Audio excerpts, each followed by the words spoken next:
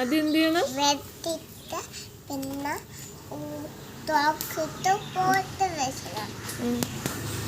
അല്ല, ആദ്യം എന്താണ് ചെയ്യാനുള്ള? ആദ്യം കീമാക്കണോ? ആദ്യം കീമാക്കിട്ട് പിന്നെ തുള്ളി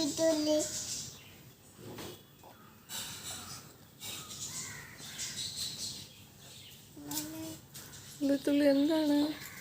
മറന്നുപോയാ? ചോക്ലേറ്റ് ഒഴിച്ചിട്ട് ബ്രെഡ് വെക്കണോ? ബ്രെഡ് കേക്കാ? കേക്ക്